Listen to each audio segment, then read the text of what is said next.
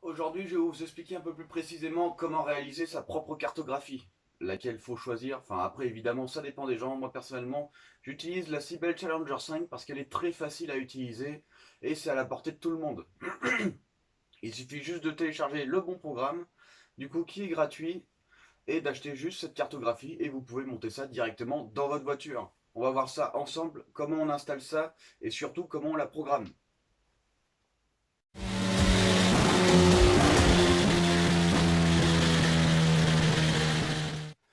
Donc on va voir un peu comment fonctionne notre cartographie. Donc voilà, donc moi ce que je prends, comme je vous ai dit tout à l'heure, c'est la Sibel Challenger. Alors il y a 5 ou 6, la programmation sera pareille. Par contre, les capteurs seront différents. Il va falloir rajouter un capteur d'arbre à cam pour la Challenger 6, parce qu'elle, elle fait tout ce qui est séquentiel et statique. Je vous expliquerai ça après. Donc ici notre cartographie. La chose la plus importante d'une cartographie, c'est de connaître les repères de du moteur, à quel moment il est, du coup si son poids mort il est là ou pas, et on va utiliser du coup le capteur Villebroquin. Grâce à ce capteur là, du coup votre cartographie saura à quel moment injecter, où et dans quel cylindre. D'accord. Ensuite ici évidemment tout ce qui est obligatoire pour bien faire fonctionner votre moteur. Hop, il nous faut évidemment de l'injection, donc du carburant, et de l'étincelle, de l'allumage. Alors ça va varier en fonction de plusieurs choses. Alors ici, hop, c'est tout ce qui va faire que votre injection et votre allumage va varier. On peut faire en sorte, du coup, avec notre cartographie, suivant la température d'air, suivant la température d'eau, suivant la pression atmosphérique, hop, on va s'arrêter là. Voilà, ces choses-là, ces trois capteurs-là, on va faire en sorte de pouvoir faire varier notre injection pour être le plus précis possible par rapport à notre environnement. Donc évidemment, comme je vous ai dit la dernière fois, les carburateurs, j'aime pas ça parce qu'en final, suivant votre température, votre pression atmosphérique et du coup votre température d'eau, on va pas pouvoir faire varier l'injection. Contrairement à ici.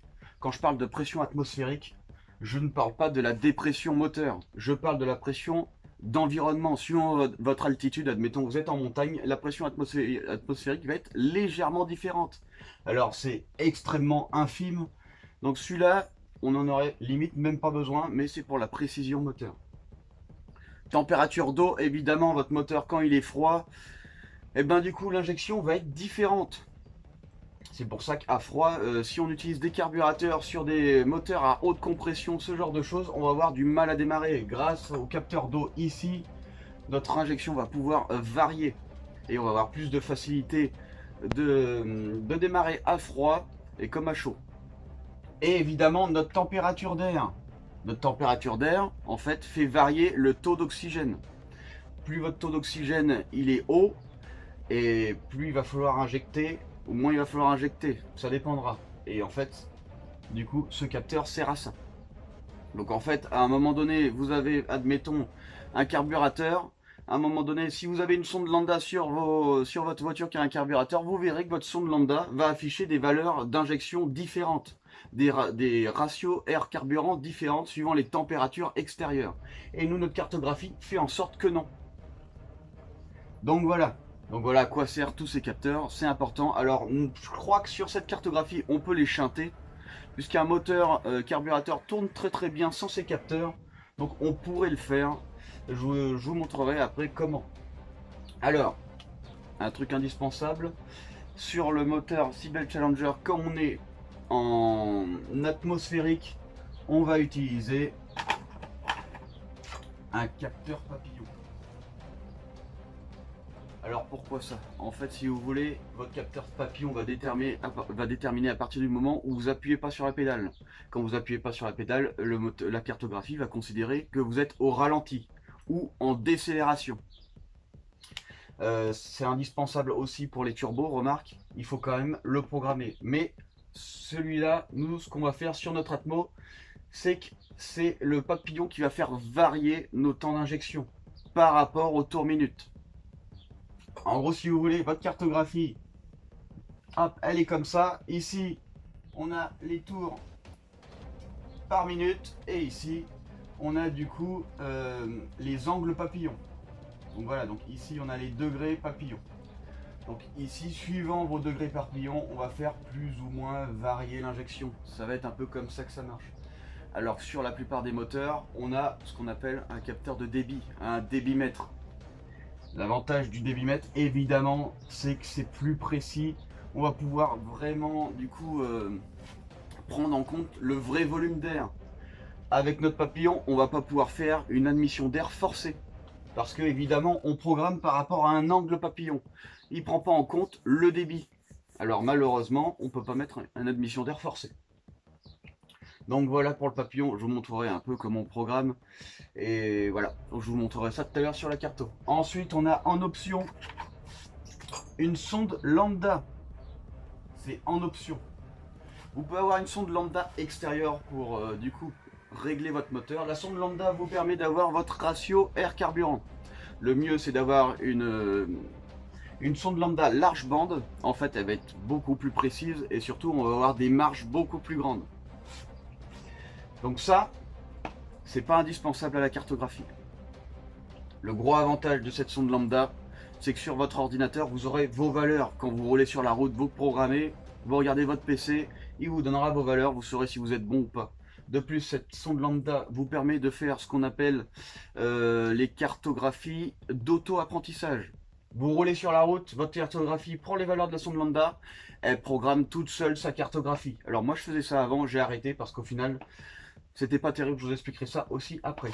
De plus, votre sonde lambda, elle va vous permettre de créer un programme complet pour déterminer du coup vos temps d'injection par rapport à quel moment. Admettons, vous roulez tranquillement, vous voulez rien consommer, hop, vous dites à votre cartographie lambda, il y a une cartographie spéciale pour ça, je veux du 14,7 pour 1. Et après sur cette cartographie, admettons à partir de 3000 tours, vous voulez du 12,5 pour 1 pour avoir le maximum de puissance. Et bien votre cartographie va faire en sorte d'exécuter par rapport à cette sonde lambda ce que vous avez demandé. Alors ce qu'il faut savoir, c'est qu'elle exécute ce qu'on lui demande, mais pas en accélération. En accélération, elle considère que la cartographie reprend le dessus, alors que quand vous êtes à régime constant, ils vont faire en sorte, hop, que la sonde lambda dirige directement votre moteur. En fait, c'est comme si la cartographie, hop, elle était effacée, et votre sonde lambda va venir corriger directement vos temps d'injection quand vous êtes à régime constant. C'est super bien quand vous faites du coup des longs trajets, ce genre de truc, même si c'est une cartographie compétition. Donc voilà, c'est quand même pas mal. Donc pour moi, je trouve ça indispensable d'avoir une sonde lambda. Parce que moi, je roule tous les jours avec mes voitures. Donc c'est quand même le temps. Je vais vous parler un peu du coup des seules choses qu'on a vraiment besoin pour programmer. Ce sont les choses qui vont faire en sorte que vous allez pouvoir programmer. Vos programmes vont être uniquement par rapport à ça. Donc ici, on a le capteur Villebrequin. Évidemment, il y en a plusieurs sortes. Il y a des capteurs du coup inductifs et des capteurs à effet Hall. En général, on utilise le effet Hall pour les arbres à cam et on utilise en général l'inductif pour le Villebrequin. Alors important, votre cartographie, elle doit savoir exactement quel type on est, sur quel type on est.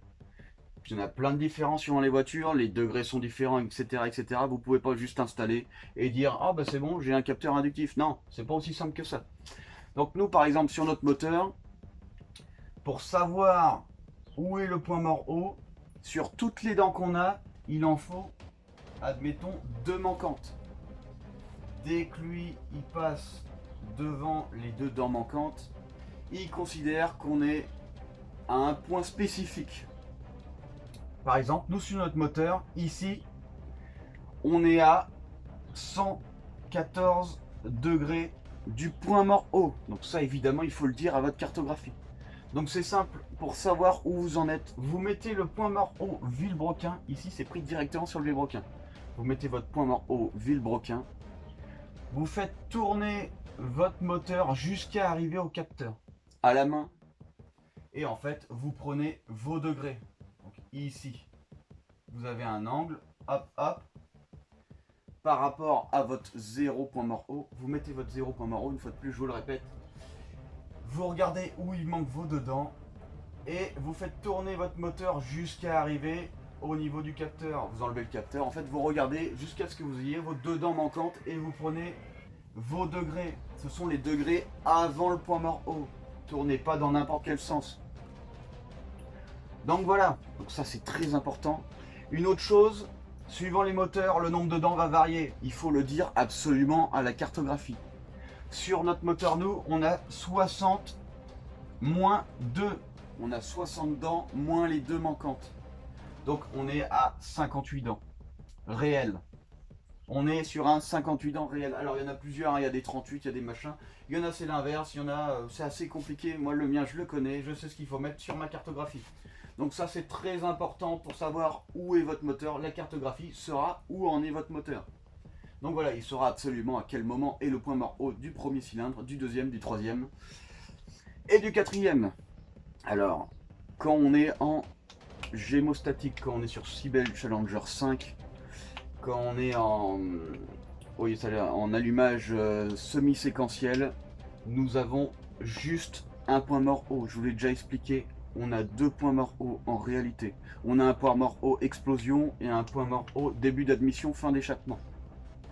Donc si vous n'avez pas de capteur d'arbre à cam, vous serez en semi-séquentiel et en gémostatique.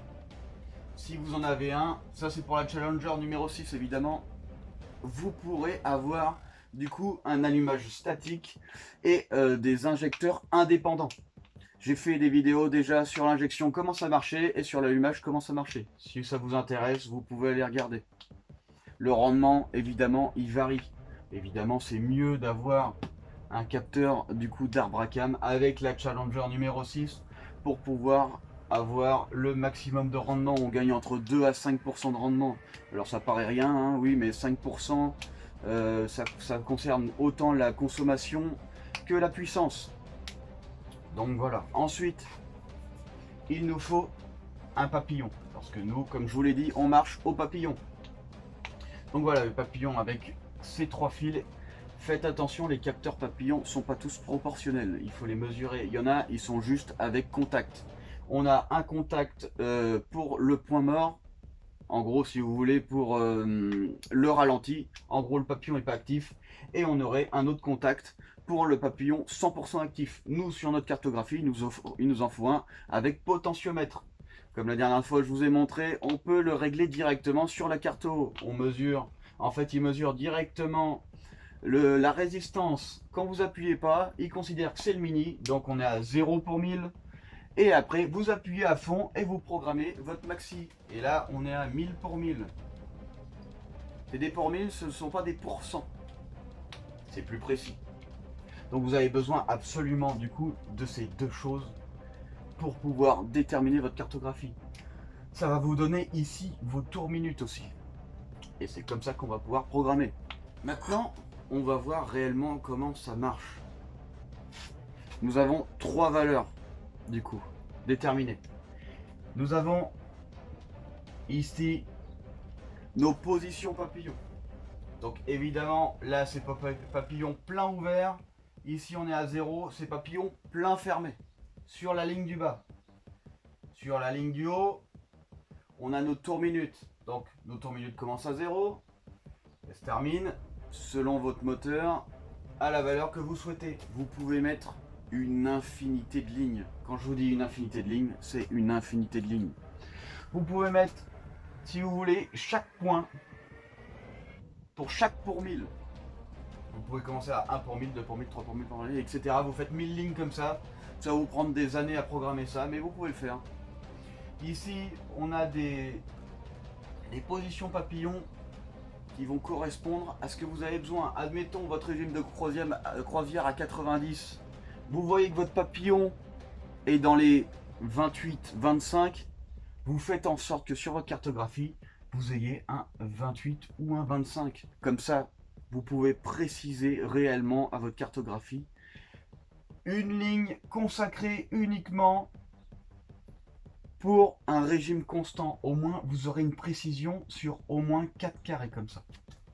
En général, on va dire que pour un régime constant à 90, on va dire qu'on est sur 28 pour 1000 de position papillon. Et on va dire qu'on est à peu près à 2500. On va dire, allez, on va dire 2600. Et là, on va dire 2200. Comme ça, ici, vous créez une cartographie spécifiquement. Alors attendez, hop, on va dire entre 28 et 30. On crée un endroit sur notre cartographie spécifique, du coup, à un régime de croisière. Donc voilà, hop, ces 4 carreaux, on saura du coup qu'on est sur un régime de croisière et là on va pouvoir optimiser au maximum du coup ces temps d'injection. Les carreaux représentent les temps d'injection. Il nous faut 3 valeurs. On est sur de la 3 dimensions. Niveau graphique, c'est un graphique 3 dimensions. Donc on a, comme je vous le répète, papillon, les pour 1000, les tours minutes, et ce qu'on inscrit dans la case, ce sont les millisecondes en temps d'injection. C'est exactement pareil aussi pour les avances à l'allumage en degrés. Ce sera la même cartographie. Vous pouvez faire 2 cartographies différentes pour l'allumage et pour l'injection. Ça veut dire que par exemple là vous mettez des valeurs de papillon pour l'injection avec une certaine valeur du coup pour les tours minutes, et vous pouvez faire un peu différent pour vos avances à l'allumage. Pourtant ce sera toujours pour le même moteur. Ça fonctionne pareil. Donc ici, comme je vous dis, pour être le plus confort possible, vous prenez vos valeurs où c'est là où vous utilisez le plus. Et hop, vous venez du coup mettre vos temps d'injection. Par exemple, je vais vous donner un exemple. Hop, ici, on roule en régime de croisière, on a notre sonde lambda. On se rend compte ici, par exemple, qu'on est à 14,7 pour 1. Donc 14,7 d'air pour 1 de carburant. Donc c'est l'optimal. C'est l'optimal. On se rend compte qu'on l'est ici. On l'est à 2200 tours pour un 28 pour 1000 d'ouverture papillon.